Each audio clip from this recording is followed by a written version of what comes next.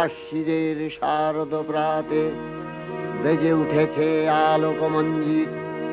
ধরণীর বহিরাকাশে অন্তরিত মেঘমালা, প্রকৃতির অন্তরাকাশে জাগরিত জ্যোতির্ময়ী জগন্মাতার আগমন বার্তা।